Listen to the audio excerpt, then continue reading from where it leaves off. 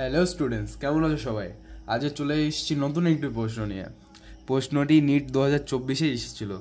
দেখো, প্রশ্নটি খুবই সহজ, কিন্তু যারা জানে না তাদের কাছে খুবই কঠিন হবে। তো চলো উত্তরটা আমরা দেখে নিই। দেখো, বলা আছে নিচে প্রদত্ত বর্তনীতে এ ও বি বিন্দুর মধ্যে তুল্য ধারকত্ব কত। মানে এ ও বি বিন্দুর মধ্যে তুল্য ধারকত্ব কত হবে। দেখো, আমাদেরকে তাহলে এই যে মাঝখানে যে এই ধারকটা দেখতে পাচ্ছ, এই ধারকটা এখান থেকে এটা যে যুক্ত আছে, এটার ভিতর দিয়ে কোনো আধান পরিবাহিত হবে না। কেন বলো তো? কারণ হলো আমরা কি জানি? আমরা জানি হলো আধান উচ্চ বিভব থেকে নিম্ন বিভবের দিকে মানে প্রবাহিত হয় আর কি।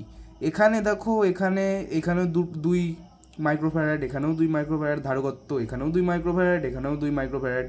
অর্থাৎ এখানেও যে পরিমাণ বিভব আছে, এখানেও সেই পরিমাণ বিভব আছে। তাই জন্য এর মধ্যে দিয়ে কোনো আধানই প্রবাহিত হবে না। অর্থাৎ এই ধারকটা আমরা টোটালি বাদ দিয়ে দেবো। তাহলে আমাদের এই যে বর্তনীটা রয়েছে, এই বর্তনীতে টোটাল থাকবে 4টে ধারক। 1, 2, 3, 4টে, এটা টোটালি বাদ। তাহলে চলো উত্তরের দিকে যাওয়া যাক। আমরা যদি প্রথম ধারকটা দেখি, এই দুটো দেখো যুক্ত আছে শ্রেণী সমবায়, তাহলে আমরা লিখে নিই C1 = 1/2।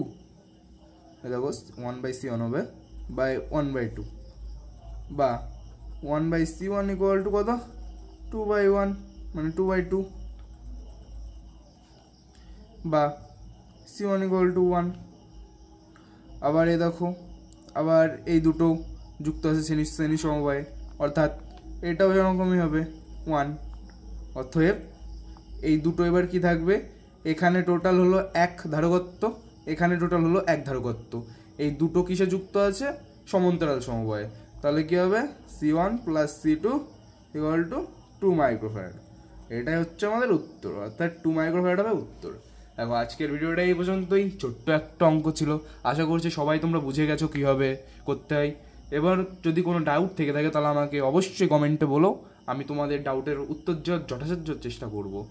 এবং আজকের ভিডিওটা এখানেই শেষ করছি। Bye bye.